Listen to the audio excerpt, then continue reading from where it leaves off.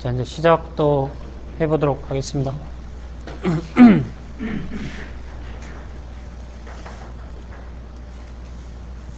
자, 그럼 계속해서 강의를 진행하도록 그렇게 하겠습니다. 그래서 이제 여기 여러분들이 참석해 주셨는데요. 거기 인지에서 저번에 어떤 공차라든지 이거 물어보셨잖아요. 예. 예, 그래서 이제 공차도 물론 이제 실험으로 그렇게 하는 방법이 있고, 그 다음에 컴퓨터를 이용해서 하는 방법이 있습니다. 그래서 저는 이제 업체 가가지고 물어보시면 뭐 여러 가지 물건을 짜 맞춘다든지 뭐 결합시킨다든지 이랬을 때 공차를 어떻게 줄 수 있느냐 하면은 컴퓨터로 주면은 쉽게 할 수가 있어요. 그것은 대개 어떤 이 통계학적으로 봤을 때 한 30개 정도 이렇게 부품 모아가지고 평균치하고 그 다음에 표준 편차만 알게 되면 방정식을 세우게 됩니다. 벡터 프루프라고 그래가지고 어떤 벡터 다이어그램을 그린다든지 또는 그 방정식만 그리게 되면 그걸 시뮬레이션으로 돌릴 수가 있어요. 그래서 몬테카를로로 시뮬레이션 돌리게 되면 자기가 원하는 대로 100만 개 결합했을 때는 그럼 이게 분량이 어느 정도 나오게 되는지 이 한계를 주게 되면 이 판단을 해주거든요. 그래서 업체에서는 그렇게 많이 하게 되죠. 특히 이제 전자업체 같은 경우는 데크나 이런 것들을 있죠. 기준면을 바탕으로 해가지고 이렇게 결합을 막 시키잖아요. 그랬을 때 과연 어떻게 되느냐 하는 것들. 그런 것들은 전부 다 쉽게 할 수가 있습니다. 그래서 저는 이제 크리스탈 볼이라는 프로그램을 이용을 해가지고 하고 있습니다. 그리고 오늘 보면 이제 주물이라든지 이런 쪽도 그렇고, 그 다음에 말씀드리면은 한국에서 상당히 책 출간하기가 어렵습니다. 실제로. 저도 이제 다구치 책을 써놓은 지가 한 3년 정도 됩니다. IMF가 막 터지고 나서 제가 책을 썼는데 발행을 못하고 있어요. 왜 그러냐면은 안 팔리니까. 그죠? 만화, 무협지, 이거 잘 팔리거든요.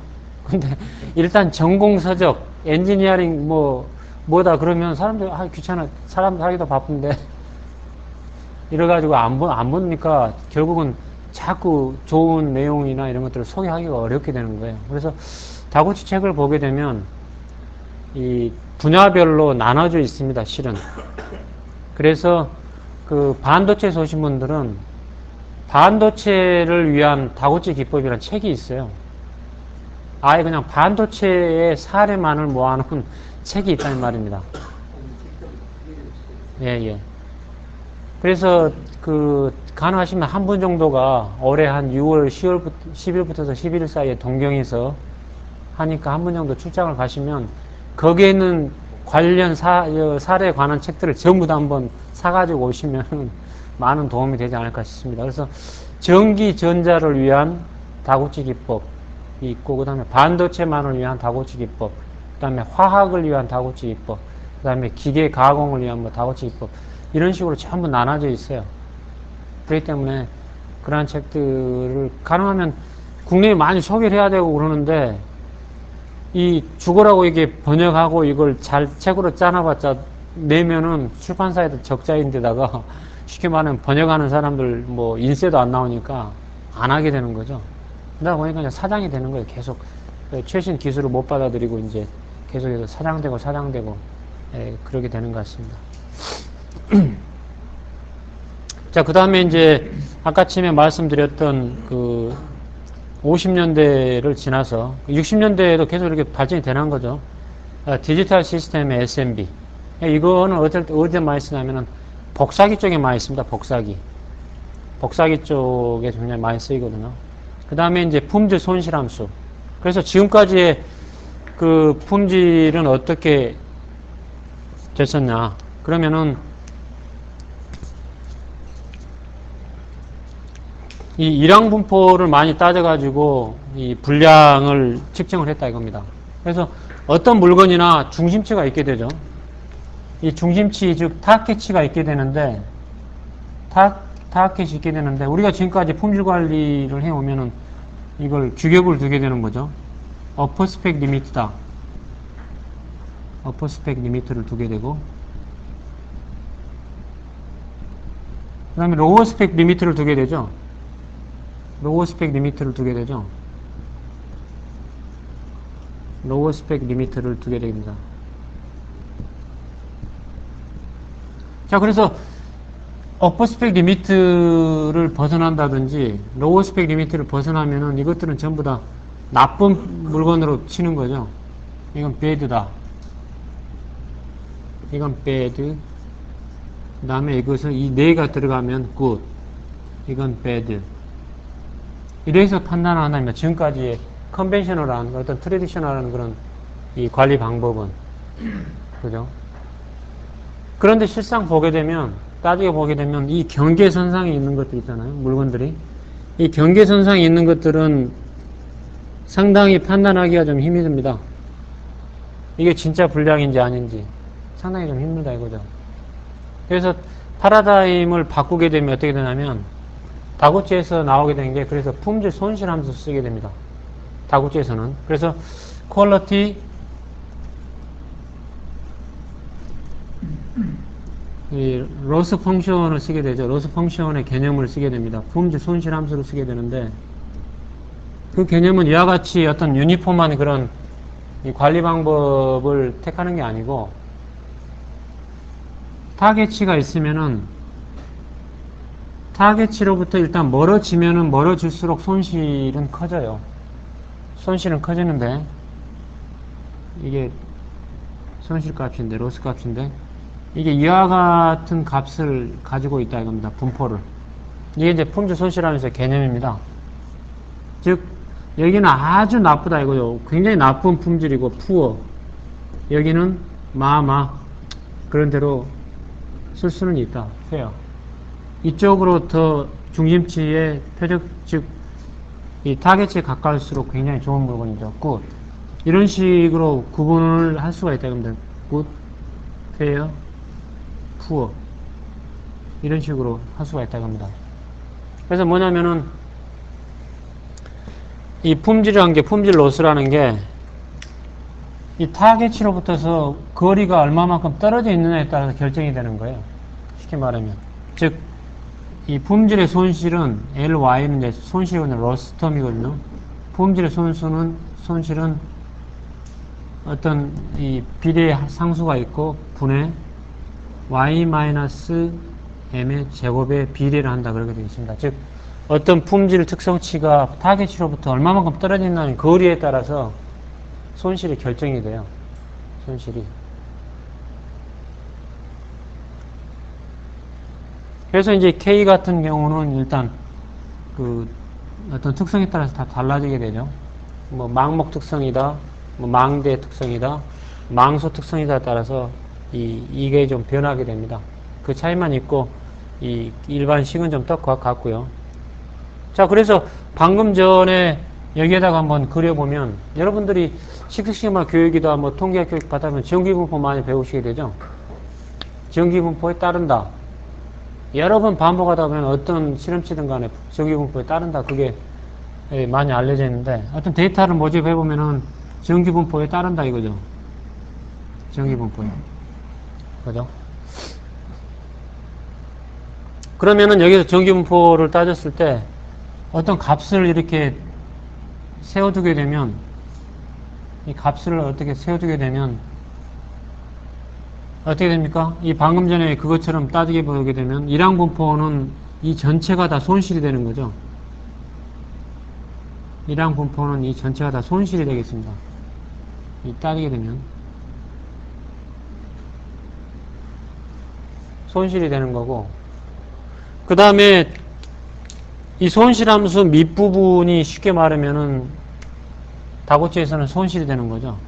여기서 이제 벗어나는 부분들이 그죠? 그러니까 손실함수 쪽들하고 관련 있는 것들은 이제 이런 쪽이 되겠죠. 이런 쪽이 되겠습니다.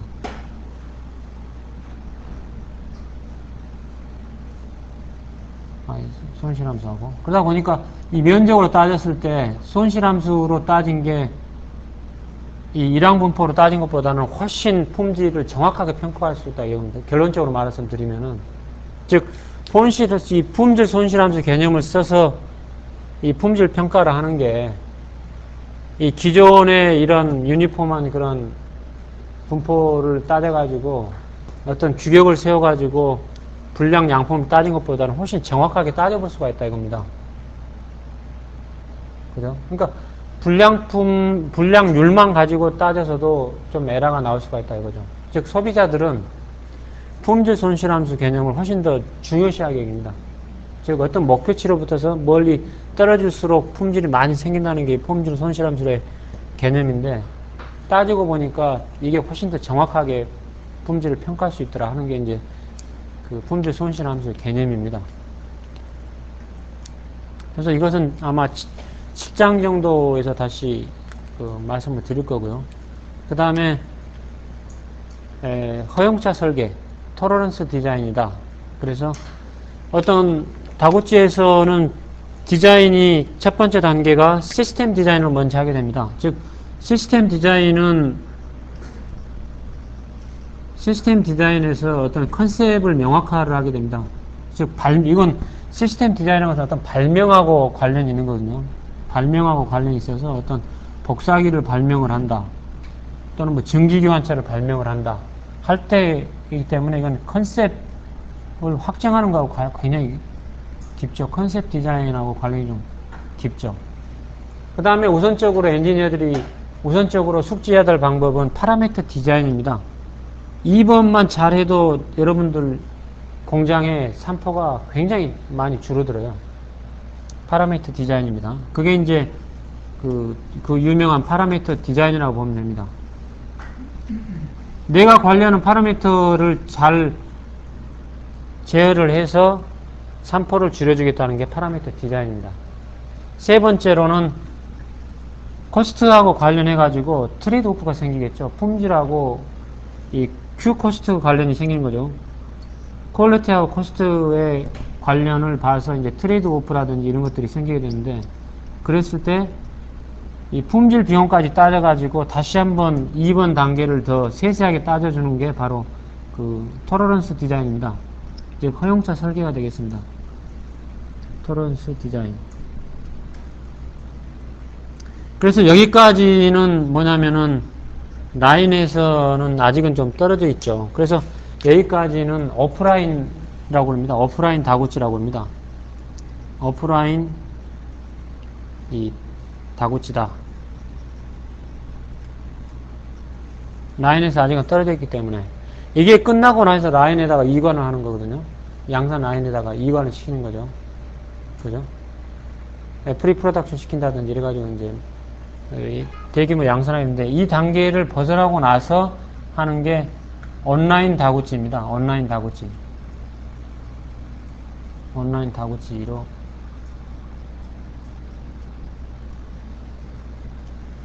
근데 제가 한국에서는 아직 온라인 다구치를 교재만 이렇게 해놓지, 강의를 아직은 못하고 있어요. 왜냐면, 시간이 실제로 아까쯤에 잠깐 제가 영문 교재를 보여드렸습니다만은, 부피는 적은데, 저 가지고 5일간을 워크숍을 하거든요.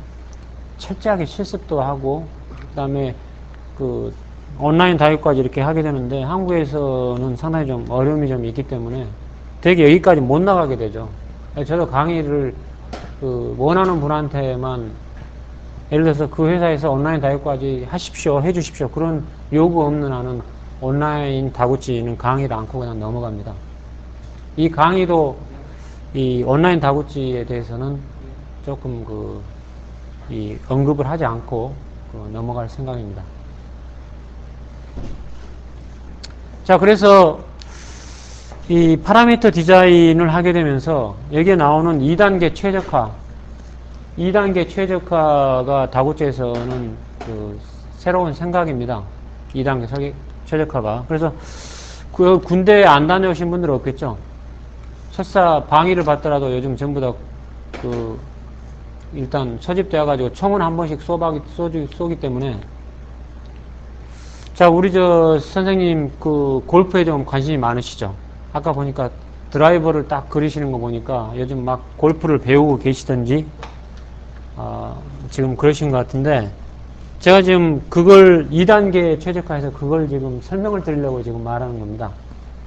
그래서 그 박세리가 골프를 잘 친다.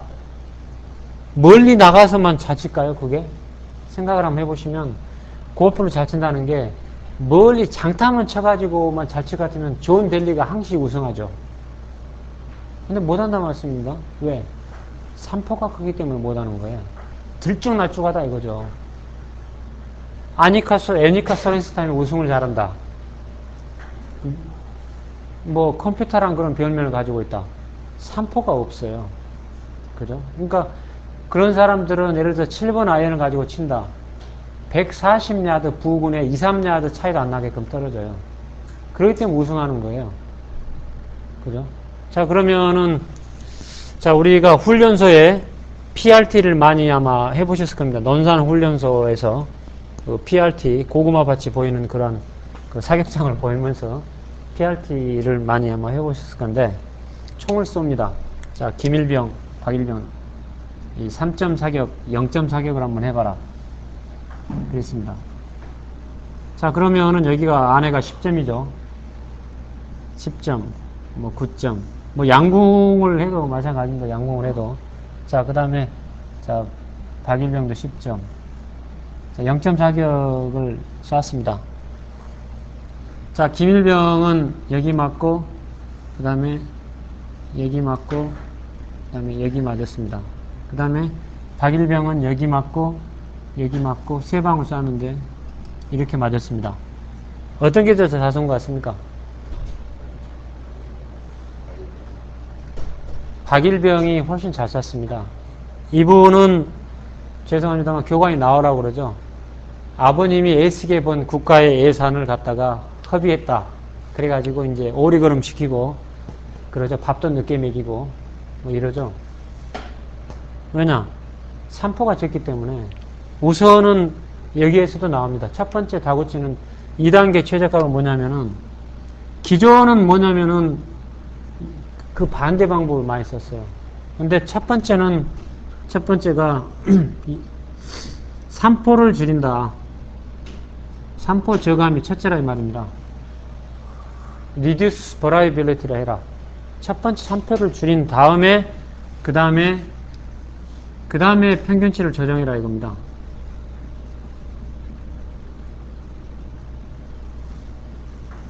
이게 이제 2단계 최적화입니다. 2단계 최적화.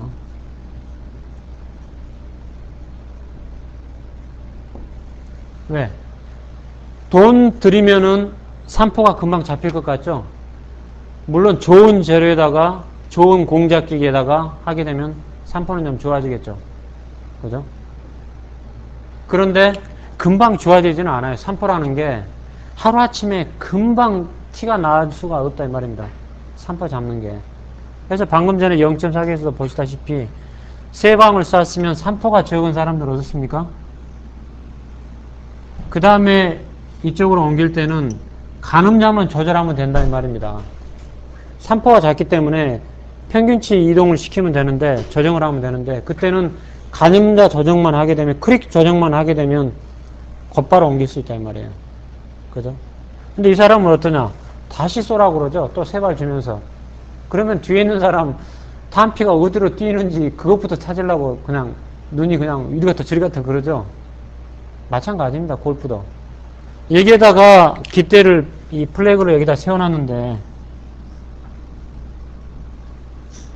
세 방 빠바박 때린 게 이렇게 떨어진 거하고 이렇게 떨어진 거하고는 이건 문제가 있죠. 계속해서 그래서 사람들이 그 골프 연습장, 즉 저희들이 애칭으로 닭장이라고 그러죠.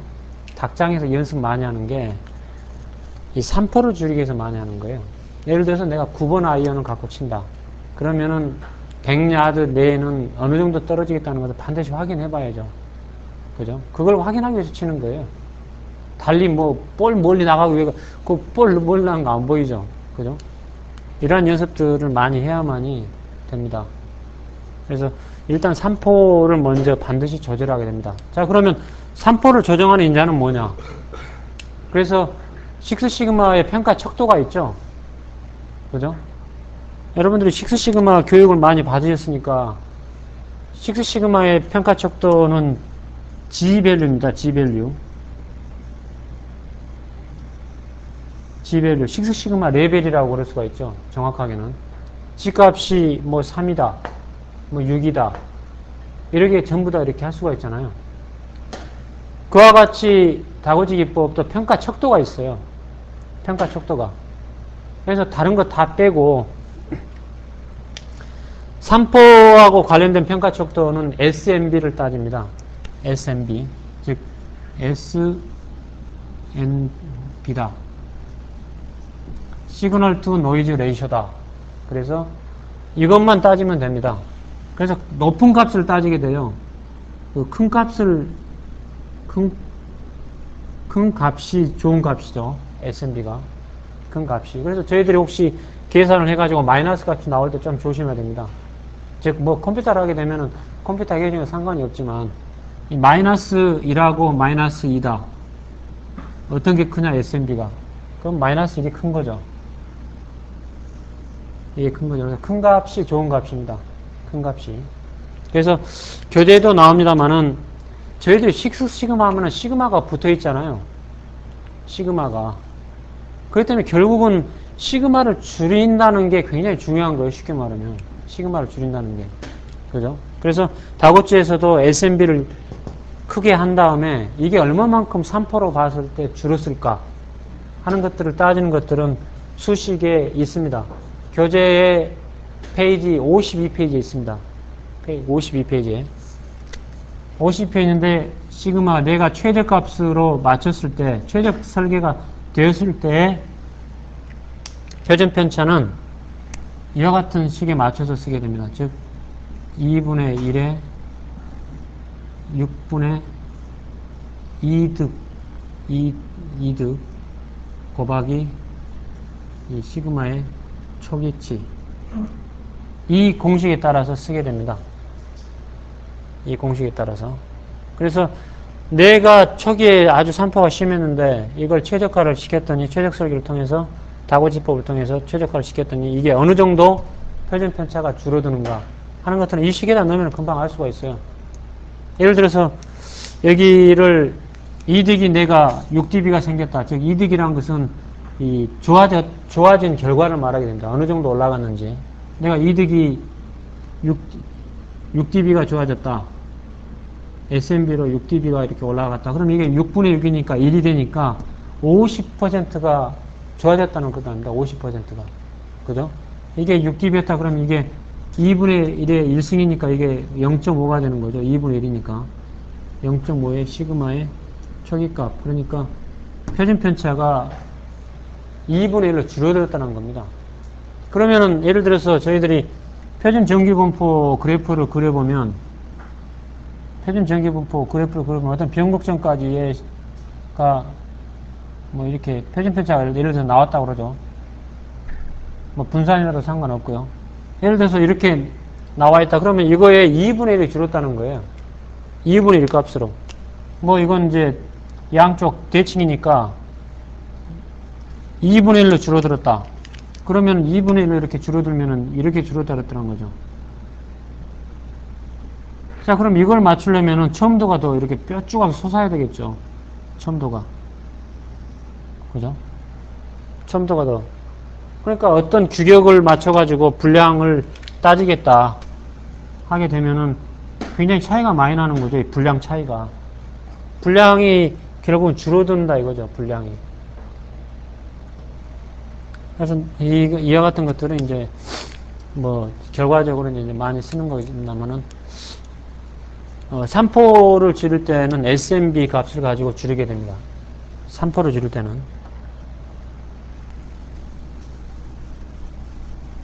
그 다음에 평균치를 조정할 때는 그 S값을 쓰게 됩니다. S값. S값을 쓰게 되는데, S는 이제 센시티비티의 약자입니다. 그 감도라고 그래가지고,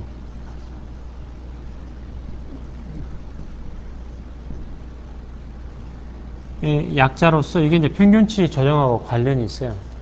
그래서 우선은 산포에 가장 영향을 많이 미치는 인자를 잡고 그 다음에 평균치에 영향이 있는 인자 한 두 가지 정도를 조정을 해주면은 아주 스마트하게 뭐 요즘 젊은 층들이 많이 쓰는 나이스하게 결과를 볼 수가 있습니다.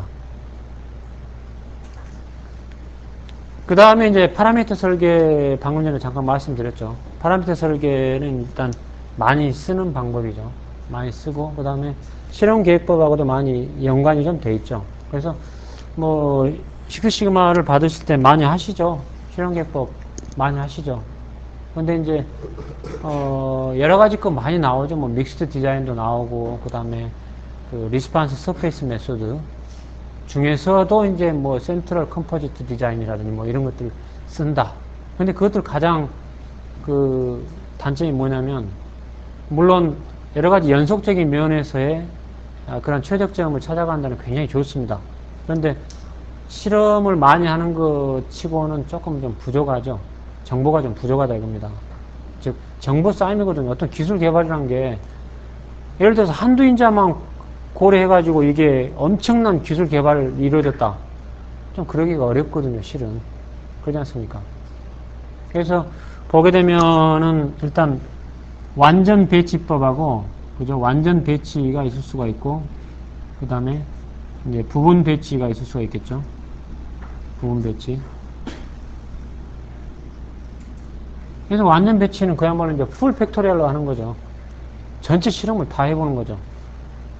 풀 팩토리얼로 해보니까 실험이 엄청나게 많이 걸리죠. 풀 팩토리얼이다. 그러면 이런 실험은 뭐냐? 조금 좀 웃기는 말을 통해 가지고 하는 없는 손자 아들 난다. 없는 손자 아들 나는 실험이다. 그렇게 보시면 됩니다. 굉장히 오래 걸린다 이거죠. 자, 예를 들어서 L18 실험을 좀 해보겠습니다. L18 실험은 2수준 인자 1개에 3수준 인자 7개를 쓰는 그런 실험 방법입니다. 자, 그러면 이분들이 아마 완전 배치만 하신 분들은 와, 이거 어떻게 실험하냐?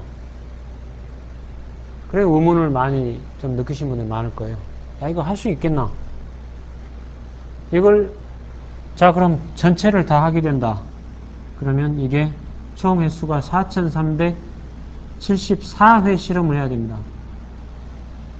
그럼 4374회 신입사원 들어와가지고 그 다음 신입사원 들어올 때까지 시키면 되겠습니까? 아마 그런 실험도 있을 수가 있어요. 근데 그러한 실험들은 사실상 무리한 거고요. 어렵죠. 그래서 실험 계획법에서 가장 그하는 게 뭐냐? 랜덤화를 해라. 랜덤화 실험하는 게 상당히 어렵습니다. 실제로 해보면. 브라운관 실험을 예를 들어서 한다. 브라운 실험관을 하려면 시켜야 돼요. 브라운 한번 관을 가지고 테스트를 하게 되면 한 번 시키는데 2시간, 3시간이 걸려요. 그러면 한 번 딱 실험하고 점심 먹고 시켜가지고 그 다음에 한 번 딱 더 실험하려고 그러면 퇴근해야 돼요. 하루에 2번. 야근한다 뭐다 3번 정도는 할 수 있겠죠.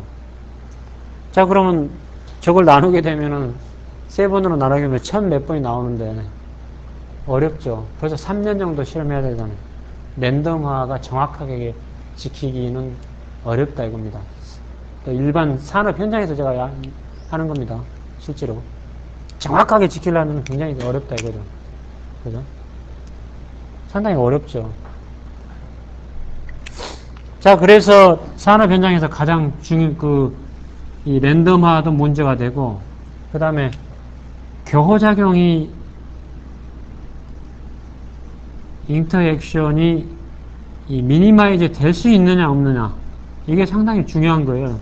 개발 효율하고 관련을 지어가지고 교호작용을 최소화를 시킬 수 있느냐 없느냐 그게 굉장히 스피드하고 관련이 있어요. 자, 그래서 이것을 그러면은 다고치는 어떻게 할래? 다고치는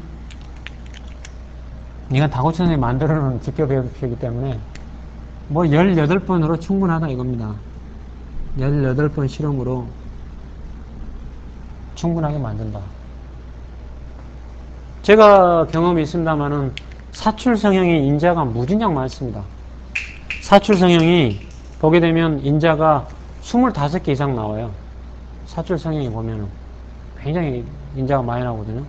자, 그래서 제가 이제 그 아주 초보 컨설턴트 때 지도를 하러 갔습니다. 시그시그마로 지도를 하러 갔는데 그분이 이제 저한테 그래요.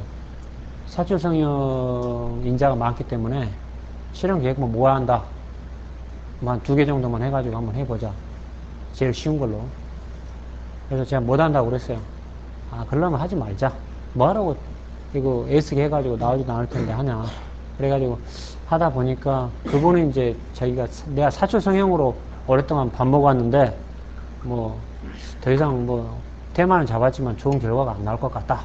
뭐 이런 식으로 이제 또 얘기를 또 엔티하게 또 놓고 이제 그러더라고요. 그래서 그러시지 말고 인자를 전부 한번 꺼내봐라. 쓰든 안 쓰든 모든 인자를 꺼내봅시다. 그래서 나가니까 토론 문화가 그거거든요. 일단 특성 요인도에 관련돼 가지고 한번 전부 다 꺼내봅시다. 다 한번 다 꺼내보니까 엄청나게 많아요. 자, 그럼 여기에서도 또 이제 골라내야 되거든요. 여기서 또 골라내가지고 결국은 인자를 11개까지 이제 압축을 시켰어요. 11개다. 그러면은 완전 배치를 시키든 부분 배치를 시키든 이것도 또 만만치가 않다 이거죠. 그죠? 자, 그래서 제가 제안한 게 다고치의 L12 직교표를 쓰자. 그렇게 이제 제안을 했습니다. L12 직교표는 뭐냐? 이수준 인자 11개까지 배치시키니까 웬만한 거 다 배치돼요. 웬만한 거 다. 그렇지 않겠습니까? 이거 하려면은 14 곱하기 그 다음에 8이니까 156 곱하기 8 하면은 거의 그것도 한 1200개 정도 해야죠. 그렇게 할 필요가 없이 12번 실험을 하면 된다 이거죠. 12번 실험. 그런데 이제 3수준 실험하고 2수준 실험하고는 약간의 차이가 있습니다. 여기는 3수준이 들어가기 때문에 3수준이 들어간 것은 어떤 의미가 있다고 하냐면 한 번의 실험에서 최적화를 시키겠다는 그런 의미가 있어요. 2번 실험 안 하겠다. 그죠?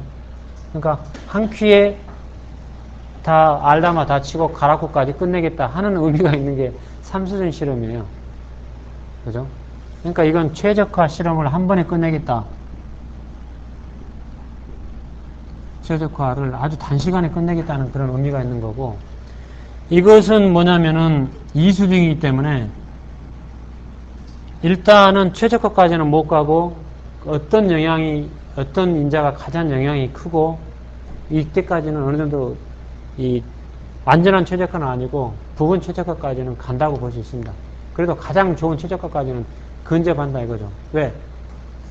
보시면은 제가 이수준을 설명을 하면서는 돌아가는 삼각지라는 노래를 상당히 설명을 합니다.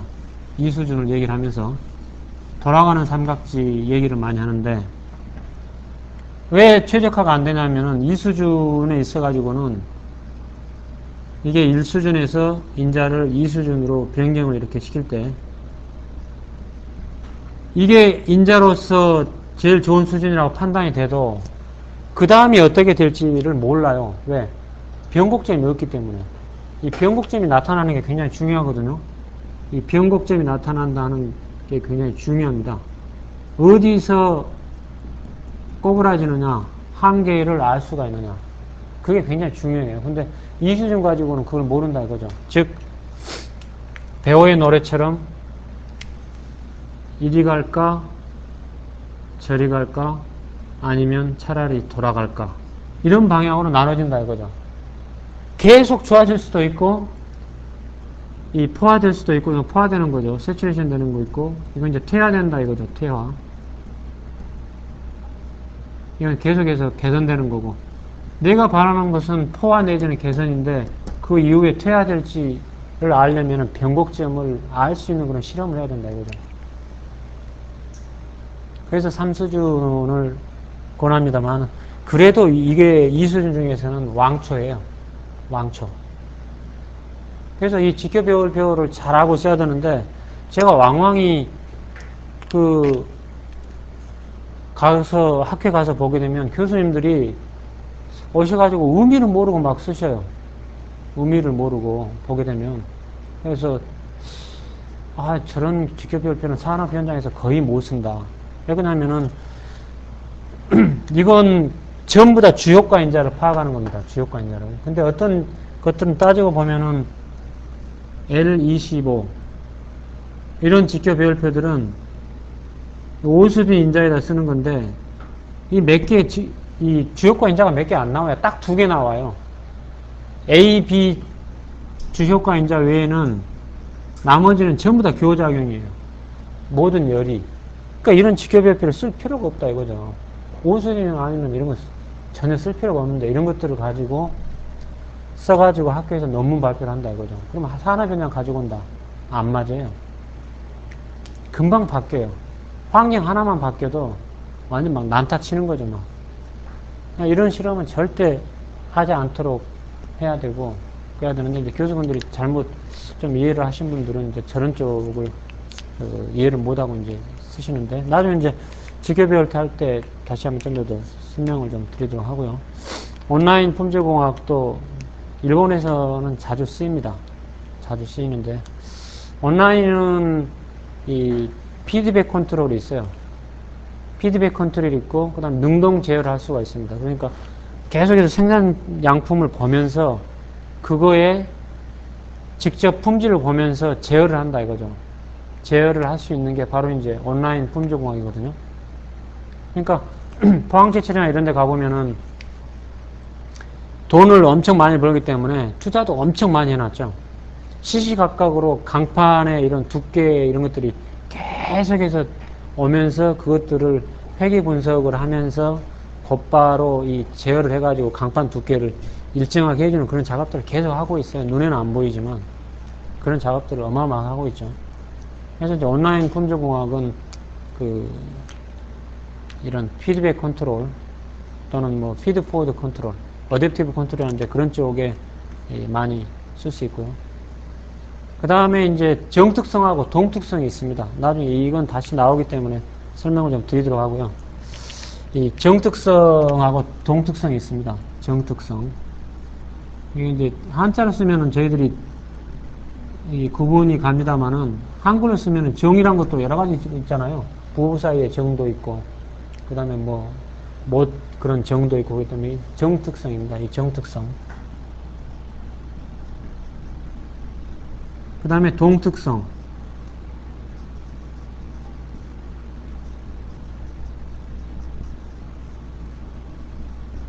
동특성이 있습니다. 그래서 제가 일단 보기에는 산업계에서 오신 분들은 이 정특성만 잘 이해를 하시더라도 굉장히 본인 업무에 도움이 될 수가 있어요. 정특성만 잘 하더라도. 그래서 제가 보기에 이제 동특성은 이 연구소에서 많이 연구개발 쪽에 많이 이용을 하시면 되고요. 연구개발 쪽에 원료 단계 쪽에서 많이 원료 품질 쪽으로 좀 많이 하죠. 원료 품질 쪽으로. 그 다음에 정특성은 일단 이것은 이제 이 제조, 생산, 공정, 그렇다고 연구개발 이용할 수 없다는 건 아니고요. 다 쓸 수 있다 이거죠. 다 이렇게 이제 쓸 수 있고, 그 다음에 이 상류하고 중류 품질 쪽에 많이 오리엔트 된 거라고 보실 수 있습니다.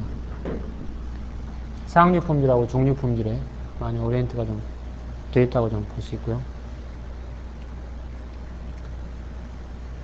그래서 이 다구치 씨는 이제 다구치 박사 아들입니다. 그래서 고등학교 졸업하자마자는 미국으로 보내버렸어요. 그래서 미시간 대학을 나왔습니다. 그래서 지금은 이제 미국에서는 굉장히 유명한 사람이 되어 있죠. 그래서 자기 아버님 저서를 2권을 가지고 그냥 날이면 날마다 밥 먹고 너 그것만 봐. 그래가지고 이제 명령을 받아가지고 시간만 있으면 그냥 실험계획본만 가지고 또 상문과를 나왔어요. 산업과학과 나왔으니까 또 실험계획본 많이 배우겠습니까? 아주 그냥 실험계획법에 이제 도사가 된 거죠. 그 외에 다구치 박사가 많이 영향을 끼친 게 이 선점도라든지 지켜표 외에 더미 레벨법이 있습니다. 나중에 이건 제가 다시 설명할 텐데 산업계에서 많이 쓰이는 방법입니다. 더미 레벨. 더미 레벨법이라고 가지고 의인자법입니다. 의인자법. 이것도 산업 현장에서 많이 쓰여요. 의인자법. 의인자법을 많이 쓰입니다. 그 다음에 슬라이딩 레벨법. 슬라이딩 레벨. 이것도 많이 쓰입니다. 슬라이딩 레벨이라는 것은 저희들이 야구 선수가 1루에서 2루로 뛸 때 포수가 공 던지죠. 그럼 살아남기 위해 가지고 슬라이딩을 쫙 하면서 들어가죠. 그래서 이건 뭐냐면은 실험을 좀 안전하게 하기 위해서 특히 이제 화학 공정에서 많이 나오거든요. 그래서 화학 공정에서는 온도하고 시간을 곱한 텀들이 칼로리 텀으로 변해서 열 에너지로 바뀌게 됩니다. 그래서 급격하게 변하게 되면 위험해요. 화학 공정 실험은 잘못하면 터지게 됩니다. 이게 에너지가 급격하게 커져가지고 터지게 되기 때문에 슬라이딩 레벨을 이용하게 되는데 그 교재 내가 그 예가 나와 있어요. 슬라이딩 레벨을 어떻게 하면 좋을 것 같다. 그래서 슬라이딩 레벨법. 그 다음에 산업 현장에서 많이 쓰이는 게 결측치를 많이 씁니다. 아마 여기에서 또 배워두시다 가지고 그대로 이용을 하시면 좀 안 되고, 이 결측치라고 그래가지고 물건이 갑자기 없어졌을 때, 그죠? 다른 건 다 실험이 끝났는데 갑자기 물건이 없어졌다. 또는 기능을 제대로 발휘를 안 한다. 뭐 이랬을 때 과연 그러면은 다시 만들어서 실험을 할 시간이 없다든지 또는 비용상 할 수 없을 때는 결측치 처리를 하기를 권해드립니다. 결측치를. 그것도 이제 조금 이따가 상세하게 설명을 좀 드리도록 그렇게 하겠습니다. 그래서 여러 가지 다양한 방법들에 대해서 이제 다구 선생이 제안을 하고 그렇기 때문에 저는 이제 산업계에 계신 분들은 상당히 도움이 되리라고 봐요. 실제로 그동안에 제가 여러 가지 이 현장에서 좀 부대껴 가면서 또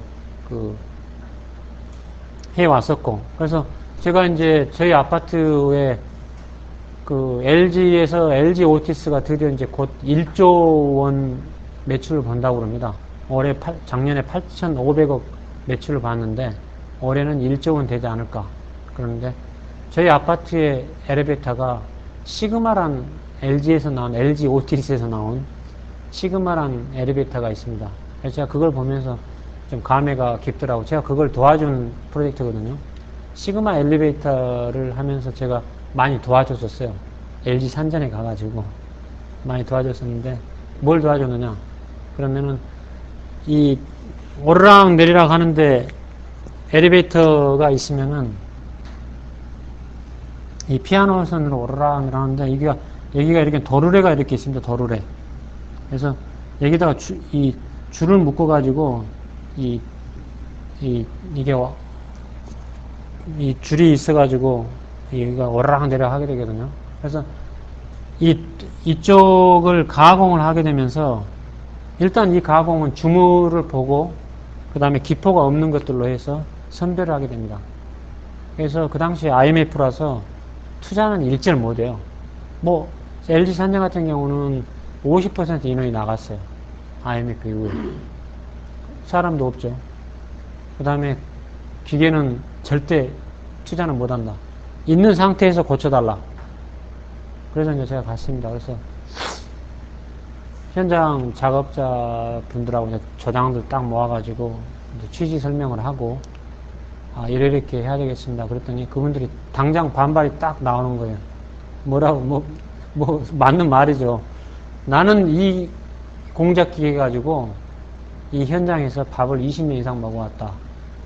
당신이 와가지고 내 머릿속에 들어있는 거 이상을 더 끄집어낼 수 있겠느냐. 근데 지금까지 컨설턴트 와가지고 제대로 하고 간 사람 별로 못 봤다. 딱 그 얘기까지 딱 하는 거예요. 딱 먼저 이제 치고 딱 들어오는 거죠. 그래서 안 되겠더라고요, 보니까. 그럴 때 이제 하면 안 되거든요. 그래서 이제 제가 사업부장 이사급들이 이렇게 모인 자리에서 그분도 오시라고 그랬어요. 오시라고 그래가지고 며칠 된 해가지고 이 내경이나 이런 것들을 측정한 자료하고 한 이틀 전에 내경 측정한 자료하고 제가 가져오라고 그랬어요. 그랬더니, 그건 가져가지? 이제 그래가지고 가져오셔서 제가 그걸 딱, 그분들 본 자료에서 제가 이제 분석을 딱 했어요. 딱 분석을 하니까 표준 편차가 차이가 많이 나는 거예요. 같은 공작기 가지고도 저 내경을 이렇게 좀 가공이 좀 어렵습니다만은 했더니 차이가 많이 나는 거예요. 이 품질 수준이 이 정도입니다. 시그마 레벨로서는 이 G값으로 따지면 이게 상당히 하이 레벨에 취합니다.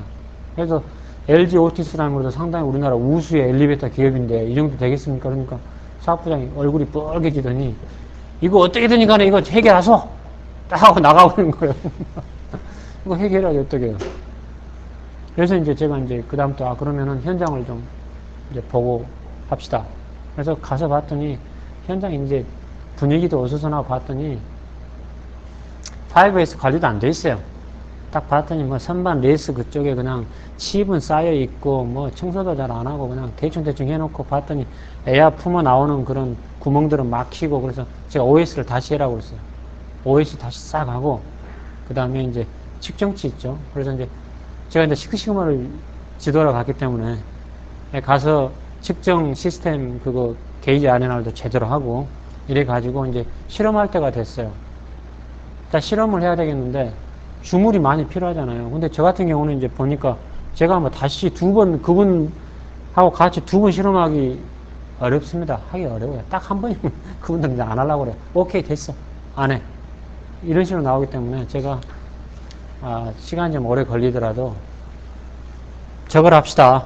주물 저거 마련해가지고 저거 합시다. 그랬더니 처음에 난색을 좀 표하더니 제가 시간 걸리더라도 제가 사업자님한테 얘기할 테니까 합시다. 그랬더니 이제 하자고 그래가지고 좀 걸렸어요. 제 주물을 세트가 이제 마련이 돼야 되니까. 그래가지고 했어요. 그래서 제 이제 목적은 그랬거든요. 현재 공작기계 정도로서도 방금 전에 똑같습니다. 공정 조건이라 이거죠. 공작기계의 어떤 터닝 스피드라든지 뭐 이송 속도, 뭐 바이트 뭐 이런 것도 전부 다 조절하면은 훨씬 좋은 물건을 절사할 수 있을 거다. 그렇게 이제 판단한 거죠. 그래서 잡아가지고 했더니 잘 나왔어요, 물건이. 그러니까 이분이 입이 쓱 웃음이 벌어지면서 하시는 말씀이 그러시더라고요. 이 20년, 제가 그랬거든요. 프로젝트 하기 전에 그랬어요. 모르긴 모르지만 여기에서 제가 내는 결론이 아저씨 머릿속에 들어있는 지식 플러스 아마 알파가 나올 거다. 아저씨가 생각하는 이 기술에다가 더 좋은 게 나오기 때문에 더 좋은 품질이 나온 거다. 한번 해보십시오. 그랬더니 그 아저씨가 와서 하는 말이 자기가 이제 품질 혁신 활동이라든지 개선 활동하는 의미를 알았대요. 왜? 자기가 생각하고 지금까지 경험상으로서 이렇게 알고 있던 공작기계의 최적 조건을 골라주면서 자기가 간과했던, 몰랐던 이런 것들을 인자의 레벨들을 다시 쭉 찾아줬다 이거죠. 그래서 그러한 것들도 이제 진행을 해봤고요. 그 다음에 보게 되면은 에스컬레이터 보게 되면은 에스컬레이터 스텝 있죠.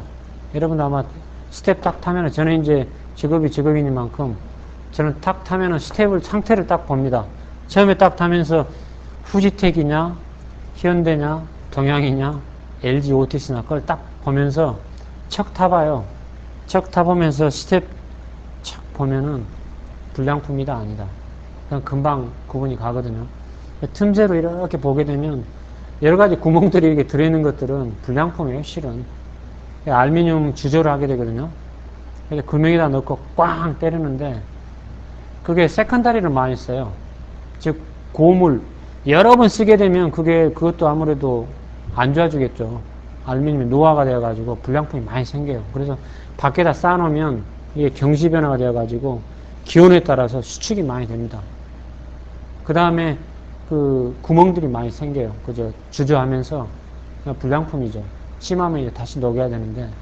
그래서 보게 되니까 그걸 어떻게 했냐. 전에 두 가지를 썼어요. 다구치를 시뮬레이션 할 수 있습니다. 혹시 회사에 시뮬레이션 할 수 있는 것들이 있으면 다구치를 쓰면 굉장히 빨라요. 그래서 3D 플로우, 즉 어떤 용탕이죠. 용탕이니까 주물이 흘러가는데 그것들을 다구치를 써가지고 최적화를 시켜줬습니다.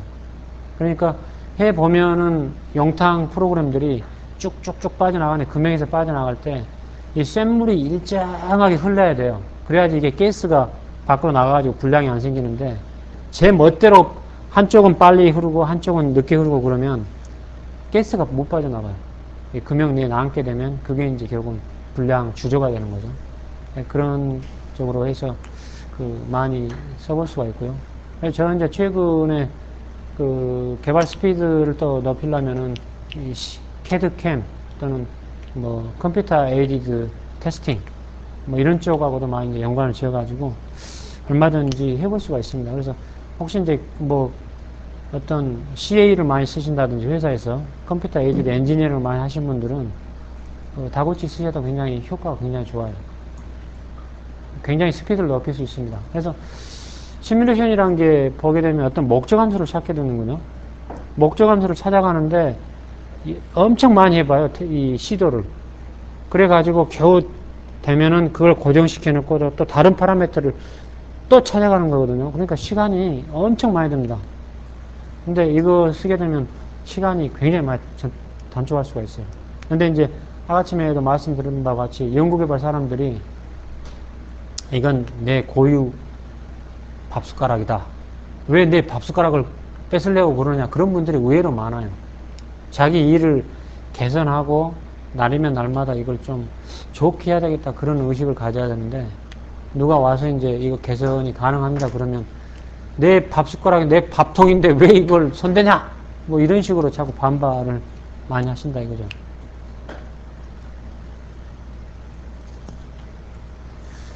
자, 그래서 이제 여기가 그 벨 연구소 사례입니다. 80년대 초에 다구치 박사가 제록스나 또는 포드, 그 다음에 벨 연구소하고 3사하고 연구를 하면서 드디어 이제 다구치란 이름이 알려지게 됩니다. 그래서 이 제록스는 자기들이 몰랐던 것을 후지 제록스 가보니까 이 사람들이 다구치를 많이 쓰고 있더라 이거죠. 도대체 이게 뭐냐? 그래서 이제 알게 됐습니다. 제록스는. 포드는 협력업체 일본 전장을 통해서 다구치 기법을 알게 됐습니다. 그래서 포드가 아예 다구치 방법을 가르치는 포드 서플라이어 인스티튜트를 설립을 했어요. 그래가지고 이게 이제 후에 포드를 빼고 아메리칸으로 바꿔서 아메리칸 서플라이어 인스티튜트가 됐다 이거죠. 그 다음에 우인우란 사람은 그 대만의 유명한 그 실험계획법인 학자인데요. 82년도에 이제 입사를 했습니다. 교수직을 그만뒀어요. 나 교수직 재미없어서 못하겠다. 미국 가서 이 기업을 차라리 컨설팅하는 게 내 적성에 맞다. 해가지고 입사를 했고, 다구치 씨는 83년도 5월 달에, 알라노는 이 우인우의 아들입니다, 또. 그러니까 아들끼리 지금 또 이제 또 모여가지고 컨설팅 회사를 해요. 알라노. 84년에. 그 다음에 짐 윌킨스는 이제 86년에, 수비아 초드리는 이 친구는 아마 방글라데시 사람인데 97년에 입사했는데 이게 굉장히 이 마케팅을 잘해요. 이 초드리라는 친구가 말을 굉장히 잘합니다. 이 언변이 아주 능란해요. 그래서 이제 마케팅을 주로 많이 하는 쪽으로 그렇게 했고 81년도에 벨 연구소에서 강의를 했고 그래서 벨 연구소에서 강의를 하면서 그 최청병이라든지 이거 1년 아까쯤에 있었다고 그랬잖아요. 프린스턴하고 벨 연구소에서. 그래서 이때 다구치 박사가 제안을 했다고 합니다. 가장 어려운 문제를 나한테 달라. 내가 풀어주겠다. 그랬습니다. 저도 이제 다구치 박사님하고 같이 하면서 그 경험이 있거든요. 몇 사람 연구원들이 붙어가지고 지금은 이제 잘 안 씁니다만은 석유 골로 있죠. 방에서 이거 석유 넣고 석유 골로 있었죠. 옛날에. 그러면 냄새가 나면 안 되잖아요. 근데 그 냄새가 안 나게끔 연소를 잘 시켜야 되는데 그게 상당히 어려웠었어요. 맨 처음에. 연구원들 한 3명 달라붙어가지고 낑낑대고 있는데 이 문제가 해결이 안 돼가지고 그걸 다구치로 해결한 적이 있습니다. 그래서 이제 이것은 이제 상당히 오랜 이제 제가 다니던 회사에서 사례고 81년도에서 벨 연구소에서 26KIC 포토리소그래프 구멍 크기 문제를 그 사람들 제시를 했어요. 자기들 해결 죽어도 못하겠다. 상당히 어렵기 때문에 당신이 해달라. 그래서 이때 가볍게 해결을 했습니다. 그래서 그때부터 다구치라는 이름이 이제 알려지기 시작했어요. 신기원을 만든 베일링우드 사례가 뭐냐면, 하나의 칩에 3.0 플러스 마이너스 0.25 마이크로메타의 사용 구멍이 이 15만 개가 있다 이거죠. 이 구멍이가, 이 칩, 이 애가. 그렇게 했는데, 이게 수율이 한 33% 정도밖에 안 됐어요. 거의 버린다 이거죠. 근데 아까 전에 고장 유형이 뭐냐? 아침에 고장 유형이 있다고 그랬죠? 여기에다가 전부 다 그냥 목매다고 있었던 거예요. 구멍이 막 없다. 또는 너무 구멍이 크다. 너무 구멍이 적다. 또는 구멍이 생기더라도 산포가 있다. 이거 하나하나 가지고, 김주임은 이거 하고, 박 과장, 뭐 이래가지고 하다 보니까 해결이 안 되는 거 쉽게 말하면. 모든 품질 현상에다 다 이렇게 집중하다 보니까. 그래서 다구치에서는 저런 것들은 증상이라고 봅니다. 증상이라 보거든요. 즉, 영어로 말하면 저런 것들은 증상이다. 불량 유형이다 이거죠. 심프턴이다. 심프텀. 증상이라고 보는 겁니다. 증상. 그래서 사람이 열이 나면은 열이 나는 증상이 있다. 그죠? 근데 정확한 원인을 모르고 감기약만 먹는다고 열이 일순간으로는 내려갈 수는 있습니다. 일순간으로는. 근데 장기적으로 보면 그 사람이 폐렴일 수 있다 이거죠. 즉 폐렴을 치료를 안 하면은 열이 안 내려가는데 감기약만 먹는다고 열이 내려가느냐 그건 아니거든요. 그래서 증상에 집중을 하게 되면 상당히 물건을 고치기가 어려워집니다. 자, 그래서 이거에 대해서 항시 여기에서 다구치 기법에서 많이 쓰는 게 다구치에서부터 쓰게 된 게 P 다이어그램을 많이 씁니다. P 다이어그램. 이것은 이제 다구치에서 쓰기 시작해가지고 지금은 이제 어디에서나 다 쓰게 되죠. P 다이어그램을 많이 쓰는데, 즉 프로세스 다이어그램이죠. P 다이어그램을 반드시 그리게 하죠. 요즘 이제 워낙 많이 쓰다 보니까 P 다이어그램을 반드시 쓰게 합니다. 즉 어떤 개든 간에 인풋이 있다 이거죠. 인풋. 입력이 있고, 즉 입력이 있고, 그 다음에 블랙박스인 뭐 어떤 시스템이 있다 이거죠. 시스템이 있고, 그 다음에 아웃풋이 반드시 있게 되죠. 아웃풋. 출력이 있다 이겁니다. 출력이. 그럼 여기에는 우리가 제어할 수 있는 제어인자가 있을 수가 있고, 그 다음에 반드시 노이즈 인자가 들어간다 이거죠. 노이즈 인자가. 그래서 이것들을 쓰든 안 쓰든 간에 상세하게 전개를 있는 대로 전부 다 끄집어 낼 필요가 있습니다. 그래서 이거보다 바로 이제 P 다이어그램이라고 그러거든요. 그래서 그거에 사상에 의거해서 지금 이거 그린 거라고 보시면 됩니다. 여기에서는 이제 단지 이 시스템에 관련된 인자들을 전부 다 내본 거죠. 내보자. 그래서 이 내본 결과 제어인자는 뭐냐? 그래서 이제 이 공정 조건입니다. 이게 바로 플라즈마 에칭 시간, 노광 시간, 회전 속도 또는 뭐 베이킹 시간, 뭐 조리개 등등등 해서 이것들을 이제 3수준 3개 이제 2순짜리 3개하고 3순짜리 6개를 써가지고 L18에다 배치를 시켰습니다. 그 다음에 이 포토 리소그라피 이 내용을 이렇게 보니까 이것들을 보니까 이 위치에 의한 산포가 있더라 이거죠. 즉, 이 칩, 여기에 있는 칩 간에 산포가 생기고 이 칩 내에도 보니까 산포가 있더라 이거죠. 칩 내에도 산포가 있더라 이거죠. 즉, 위치에 따른 산포가 있더라 이거죠. 위치에 따른 산포가. 그죠? 그래서 이제 이건 측정 문제와도 관련이 있습니다. 측정. 얼마만큼 측정을 잘 할 수가 있느냐. 그래서 여러분들 물건도 그렇게 보시면 돼요. 되게 보시면은 이런 물건을 할 때는 나중에 그 기준이 나옵니다. 나중에 기준이 나오기 때문에. 그런데 예를 들어서 평판 디스플레이를 보겠다 내가 요즘 뭐 PDP다 뭐다 이렇게 보는데 평판 디스플레이가 나오죠. 많으면 많을수록 좋죠. 측정점이. 근데 시간이라든지 비용 관계상 못하는 거죠.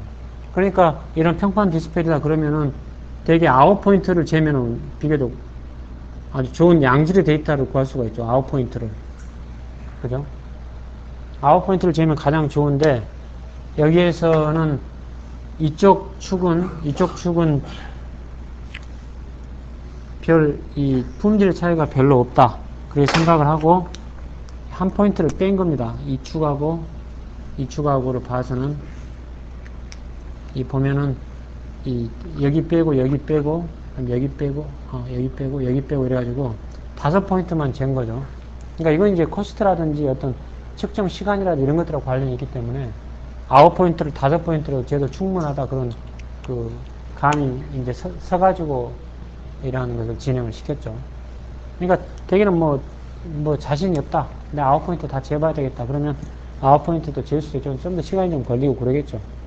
근데 요즘 이제 측정기가 좋아졌기 때문에 자동으로 그냥 오토매티컬리 그냥 되게 측정하게 되죠. 그죠? 그래서 아마 반도체도 아마 이런 과정을 통해 가지고 하게 될 겁니다. 그래서 이것들에다가 출력 반응은 뭐냐? 자, 그러면은 여기서 바라는 게 불량이 없으면서 출력 이 구멍이 항시 일정했으면 좋겠다. 그게 요구사항이었어요. 구멍이 항시 일정했으면 좋겠다. 자, 망목 특성으로서 분석을 했습니다. 동특성으로도 가능하겠는데요. 그래서 일단은 3포를 먼저 줄인 거죠. 3포를 줄인 다음에, 그죠? 이 3포를 줄인 다음에 2단계로 평균치 조정을 해가지고 이게 단실에 그냥 수율이 87%로 돼버린 거예요. 다우이치 선생이 손만 딱 대니까 마법의 손처럼 신바트에 뭐 나오는 무슨 뭐 요정의 손처럼 한번 샥 돌리니까 수율이 87%로 변했다 이겁니다. 그래가지고 이게 베릴 연구소에 놀래버렸어요. 그래가지고 자기들 이거 비밀 아닙니까? 그래가지고 그걸 발표를 안 했어요. 그래서 이걸 그 IEE라고 그런 그 단체가 있죠. 세계적으로 유명한 그 전기전자 관련 논문 발표 학회지입니다. IEE란 게. 그래서 여기에다가 발표를 2년 후에 했어요. 2년 후에. 자기들이 숨겼어요. 이걸 비밀로. 그래서 2년 후에 우리가 이런 방법을 지도를 받아서 했더니 이게 수율이 2배 이상이 높아졌다. 발표를 하니까 회장이 난리가 난 거예요, 그냥. 기업은 뭐 있습니까? 돈 벌려면 뭐 수율을 일단 올려야 되잖아요. 생산비를 낮추려면은. 그 사람은 누구냐? 그게 방법이냐, 뭐냐? 그래가지고 그냥 다고치 선생이 그냥 가랑이가 찢어져버린 거예요, 그다음부터. 서로 데려가려고 그러니까. 그럴 거 아닙니까? 그죠? 그래서 저도 이제 이 다고치 선생을 만나게 된 계기가 그 저희 CTO 있죠. Chief Technology Officer한 분들이 있잖아요. 최고 뭡니까 R&D 그 기술 이 탑들 있잖아요. 그런 분들하고 이렇게 해서 미국을 다녀왔어요. 최고위 임원들이. 가니까 미국에서 지휘를 딱 갔더니 지휘가 또 굉장히 많이 씁니다. 이게 메디칼 부분이라든지 이런 쪽에 의학 분야 이런 쪽에 많이 써요. 다고치를. Do you know 다고치? 그러더래요. 다고치가 뭐지? 이게 사람인지 모를 거 아닙니까? 간 데마다 어디 랩에 들리면 Do you know 다고치? We used this 다고치 메소드. 이거 뭐냐 그러면 뭐 물어봤더니 사람이더라 이거예요. 누구냐 그랬더니 Japanese. 그러더래요. 야 이거 안 되겠다. 한국 돌아오자마자 이제 명령이 떨어졌어요. 다고치가 누군지 알아봐라. 그러니까 다고치에 대해서 이제 쫙 알아봤죠. 이런 분이다. 그랬더니 명령이 떨어진 거예요. 돈이 비싸니까 몇 개사 공동으로 초청을 하자. 92, 3년도만 해도 예를 들어서 뭐 1억 5천 이러면은 굉장히 지금도 1억 5천이면 큰 돈이죠. 손님들한테. 그 당시에 1억 5천이나 뭐 이런 이상 돈이 드니까 3사를 한번 이제 모았죠. 그래서 다고치 선생을 모시고 한 겁니다. 그래서 한 달에 딱 한 번밖에 안 오세요. 지도를 딱 하고 프로젝트가 하루에 한 4개 정도를 지도를 하십니다. 4개를 지도를 하시고 그 길면 3일, 짧으면 이틀. 근데 대개 이제 2박 3일 정도 해서 서울하고 지방하고 다니시면서 이렇게 이제 부산에서 출발하시고, 그래서 1년에 12번 해가지고 오시니까, 그렇게 해서 1년에 뭐 1억 5, 6천씩 이렇게 드니까 만만한 비용 아니잖아요. 비행기 싸고 호텔료 뭐 경비 다 들으니까. 그래서 그 상당히 그래도 굉장히 이게 도움이 많이 되고, 그래서 남았어요. 그 연수원 내에도 뭐 자료도 많이 남고, 이제 그 후에 이게 연수원에서 굉장히 인기의 항목이었습니다. 그래서 제가 인기 강사로 연수원에서 저는 제 일을 해야 되는데 맨날 와가지고, 이게 예를 들어서 정보통신 쪽에 50명 모아놨으니까 강의 좀 해달라. 또는 뭐 신뢰성 쪽에 50명 모아놨으니까 강의 좀 해달라. 또는 뭐 어디 구미, TV 뭐 이런 쪽에 개발하는 사람들 50명 모아놨으니까 강의 좀 해달라. 그래가지고 굉장히 인기 품목이었죠. 그래서 내일 제가 아마 그 교재를 한번 가져오겠습니다. 그래서 어드밴스드 품질공학 그래가지고 그 당시 이제 썼던 교재거든요. 그래서 시리즈로 해가지고 이제 가르쳤죠. 먼저 QFD, 그 다음에 디자인 FMEA, 그 다음에 다고치, 여러 가지 이제 가르쳤죠. 그래서 하가심에도 자주 나온다면 저희들 물건을 좋게 하려면 첫 번째는 굿 디자인이에요. 굿 디자인. 설계가 나쁘면, 설계에서 벌써 개념 설계가 나빠버리면 그 다음에 좋은 제품이 나오지 못합니다. 그래서 D가 들어가는 게 세 가지가 있다. 그래서 GD3라고 부릅니다. GD3. 굿 디자인이다. 첫 번째는 굿 디자인이 돼야 되겠습니다.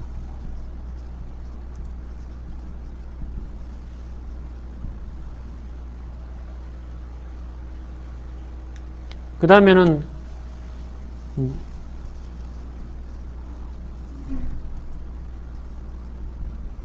굿 디스커션이 돼야 되겠죠. 그죠? 아주 잘 선후배 상하 간에 잘 이게 디스커션이 돼야 된단 말입니다. 그 다음에 항시 젊은 사람들이 테스트를 상당히 우습게 보는 경향이 있어요. 테스트를. 그런데 그로부터서 엄청난 정보가 들어오는 거거든요. 그래서 최종적으로는 테스트 결과를 바탕으로 한 굿 디자인 리뷰를 해야 됩니다. 굿 디자인 리뷰. 그래서 GD3다 이래가지고 이게 상당히 일본 내에서는 도요타가 쓰는 방법입니다. 도요타가. 그래서 GD3를 냈던 시게다란 분이 회사를 정년퇴직하고 그에게 스카우트비를 받고 GM으로 스카웃이 됐어요. 그분은 죽어라고 평생을 신뢰성만 하신 분인데 GD3. 그래서 그분 저서를 저도 이제 이렇게 읽었는데, 이 굿 디자인 쪽은 다고치가 최고다. 뭐 이런 식으로 좀 과장되게 좀 굉장히 좋은 방법이다. 그래서 이 어떤 환경이 변하더라도 자동차 굉장히 환경이 중요하거든요. 아래측에 보면은 모터가 그대로 노출이 되어 있어요. 그래서 뭐 여러분들 선전 보면은 그 차가운 물에 지프가 들어가죠. 모터가 그대로 그 영향을 받거든요. 영향을 갑자기 이 차가운 물이 이렇게, 그래서 굉장히 환경 영향을 받는데, 그랬을 때 그런 영향에 둔감할 수 있도록 인센티브 할 수 있도록 해주는 설계법이 뭐냐, 라버스트 디자인을 써라. 라버스트 디자인이 다고치 기법이거든요. 영어로 바꾼 게 이제 라버스트 디자인. 그래서 이 굿 디자인 항에 이제 소개가 되어 있습니다. 그래서 이 GD3 방법이 상당히 좀 중요하지 않을까 생각이 좀 들고,